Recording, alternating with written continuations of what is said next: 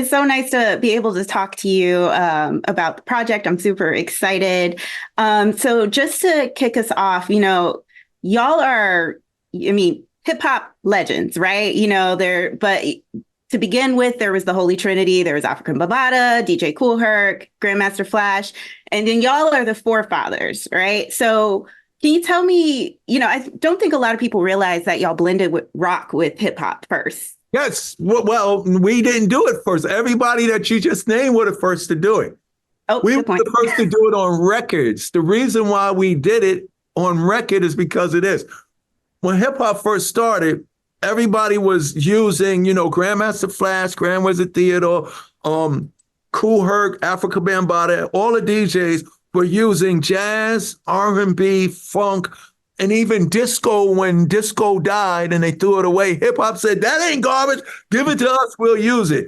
But in the same craze of DJs, in the period of hip hop before recorded rap, meaning rap is the light, because that's when everybody know. In those crates were rock records. Grandmaster Flash used Walk This Way for Melly Mel and the Furious Fives and Rhyme Over, but nobody was hearing it. So when we came into the record business, we realized, everybody was using James Brown because he sampled James Brown. He always got a funky drummer break. Everybody always going to use disco and R&B. Good times, boom, boom. Now you can run your mouth. But there was a whole host of rock records that had breaks also. So in order to be different, now, we didn't know we was going to create this whole new genre called rock rap. We didn't know we was going to bring Aerosmith back. We didn't know we was going to inspire Living Colour and Limp Bizkit and Rage Against them. We didn't know that. We would just say, hey, nobody's rhyming over rock jams. Let's make a rock song. So we made a rock song with me and one rapping over. Walk This Way isn't the first rock rap record. The first rock rap record is Rock Box, which was the first hip hop video on MTV. So it's me and Run rhyming over a rock song. Then we did King of Rock. Then we did Walk This Way. The reason why we did that is because Africa Bambaataa, Kool Herc, and Grandmaster Flash were playing rock songs at the block parties and house parties and park parties. See, I love that. Nobody would know that. I'm. You know why you don't know that? I've been talking to people about this all day. It wasn't the 50-year celebration of hip hop. It was the 44-year celebration of recorded rap. Nobody talked about that. They started with the first recorded rap. They started talking about hip hop from 79. They didn't talk about hip hop from 73 to 78. What was the DJs doing? What were the MCs? What were their raps about? What were the venues? They didn't talk about the Autobahn Ballroom where Malcolm X got assassinated, being turned into a place of positivity because the kids in the Bronx went from the parks and the streets into the Autobahn to perform their park parties. So people don't know the real history of hip hop, about the diversity, about the respect and the responsibility that comes with the culture. We just proved in the last 50 years that we can sell some records. And Run DMC is not pioneers of hip hop culture. We are pioneers of the success of hip hop in the recorded rap industry, because a lot of the rappers before us made great records, but the critics and the journalists and the public at large thought hip hop was going to be a fad because they was familiar with the death of disco. They didn't look at hip hop like jazz. They didn't look at it like R&B or classical or reggae. When hip hop came along, we were an exact imitation of what was going on in disco. A DJ plays the records and people dance. We didn't have resources. We didn't have real estate, and we had no money. So we said, we're going to do what they're doing in the discos in the streets in New York.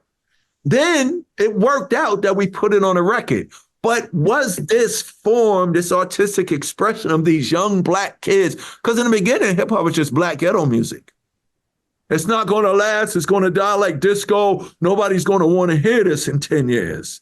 And, they thought it was going to die in 3 years. But when Run DMC started making records, what separated us and what gave a fuel injection into hip hop culture being on records is when we came along, we made a diverse presentation of concept, styles, and music that not only black people would like, but the white people liked it too.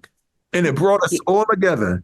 That's beautiful. Yeah, because the crossover thing is a big thing with music. And, I feel like, what are your current thoughts on hip hop right now and rap? Okay, I can never critique another person's creativity, but I can tell you from experience, number one, a lot of hip hop right now is not in the music business. What you have now is people rapping over recorded music for the purpose of selling records and having success in the recording music industry. Run DMC, Public Enemy, Naughty by Nature, Tribe Called Quest, and NWA, to name a few, we brought hip hop into the music industry, meaning it was DJ, MC, and audience, concepts, ideas, and images, all part of the presentation, not just one frontman being promoted to sell records from a genre. It was completely different. We're the reason why that you have crossover and collaboration in the music. It didn't exist. Everything was separate. Before Walk This Way, before Steven Tyler knocked down the wall that was separating, everything was everything was put in its own category. But music is a universal form of expression, and it all started with the blues anyway. The blues is the roots. Everything else is just the fruits. But what's going on with hip hop is this right now. It has become easy for anybody to be an artist. And there's a difference between an artist and an act.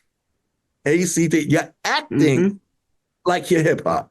And that's no disrespect. But a lot of these people in hip hop, in the successful areas of hip hop, are not hip hop. And some of those very individuals will tell you, I ain't in this for the culture. I'm in it for the money. So there has been a problem with people understanding what real hip hop is. The younger generation, these kids think hip hop just created rappers. Not knowing it created journalists and directed Spike Lee. It created writers, it created designers, it created scientists, it created art. So much that hip hop has done, but people get hip hop has been regulated just a bunch of rappers. And the reason why that it has become easy for this because once one element of hip hop has success, everybody starts doing it. So people are saying they really don't hate hip hop. Anything that is duplicated over and over and over, even though it's successful, it gets monotonous. What does monotonous does? It breeds boredom. Everybody's bored, but it makes it easy. Anybody could come out right now and have a successful so-called hip hop record. But what has happened was these major record labels has taken something that is not hip hop, something completely different. They should have, Eric Sermon talks about this all the time. They should have called it something different. But to make it easy to sell, it could be the most ridiculous, corny thing. Why? Who would make this? But if you label it hip hop, it gives a stamp of approval because our culture is so powerful. So there's a lot of what our doc is going to show people that there's a lot of people who claim they hip hop. They ain't hip hop because they don't do nothing Run DMC do, and they don't do nothing none of the people that was interviewed about Run DMC do. If you look at all the people talking about us in this, it's very diverse. It's everybody from Ice-T to Chuck D, Public Enemy, and everything in between. None of the artists interviewed for the Run DMC documentary sound the same, look the same, or rap about the same, but we are the same from the same places doing the same genre of music, but the uniqueness in all of us is so different. Now, if it was hip hop, if Run DMC came out right now, you would have 100 Run DMC sounding groups and people would go for it. I fully believe that too. Yeah, Sheridan, sorry, go ahead. Anything that is sacred or holy to a culture, community, or people gets diluted and polluted once it's commercialized. Because all the commercialization wants to do is pull out the integrity, the importance, the blessing, and the life-saving elements that can transform everybody that participates in it. You know what I'm saying? There's no records on the radio in full airplay that say go to school, that say don't sip the lean. They play the records sip the lean like they're just cool to do that. No, what's cool is a rapper come out and talk a record, I don't sip lean, and that's just as cool as people that sip, you know what I'm saying? We don't hear those records. You don't hear I'm DMC in a place to be. I go to St. John's, you know. And I'm telling you, when people say, no, Kendrick talks about it, J. Cole talks about it, and I'll go, they do. I don't hear it on the radio. When the old school is eternal. What people think is old, that's the thing that will always be new. You know what I'm saying? What's really not eternal is, what's the fad rap that comes out? Think about it like this: artists in the last 5-6 years that nobody want to hear no more. That didn't happen to Run DMC. That didn't happen to Naughty by Nature. That didn't happen to Public Enemy. That didn't happen to Tribe Called Quest. That didn't happen to Rakim. They still talking about us. They might not be playing us. We might be on MTV, but they don't realize we toured 365 years a day. So what Run DMC did was I said it on Adidas, we took the beat from the street and put it on TV for the whole world to see. And MTV was part of that. They put hip hop in everybody's living room, even living room Sheridan that didn't want us in there. From Beverly Hills to the ghettos of Compton, we was in everybody's living room. There was some people and factions, and I don't want my son looking at that. But when the parents turned the TV off, the kids snuck out of bed and turned it back on. Because even though it was black kids from New York City, that little white boy in California saw himself. That little girl down there saw herself in Run DMC and Queen Latifah, realized that I could be a fully clothed woman and be as dope as Moni Love and MC Light. You don't see that no more. So people going to see this documentary and go, oh, shoot, this is what we've been.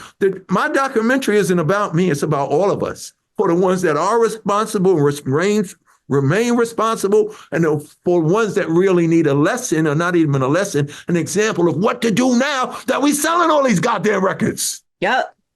Amen. Right? Amen to all of that. Amen to all of that. I gotta say it because it's my responsibility. I gotta say it for the Wu-Tang. I gotta say it for Melly Mel, and I gotta say it for the next rapper coming out in about 2 years.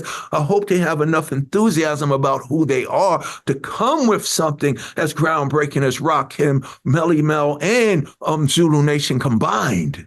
I always say, what if we had a rapper that looks like Young Thug talking like X-Clan right now? What if we had a rapper that looks like Little Baby talking like a Chuck D right now? In hot rotation every 30 minutes on our major radio stations. There's some faction that don't want that played when the kids get out of school. Play that. Don't let them hear that. Don't let them hear what they already are. I don't want to sound preachy. I'm not telling these kids what you could be. I'm telling you what you are. Because Melly Mel, Mo D, and Grandmaster Cash told me that when I was 12. They didn't wait till I was a grown man. They told me when I was young.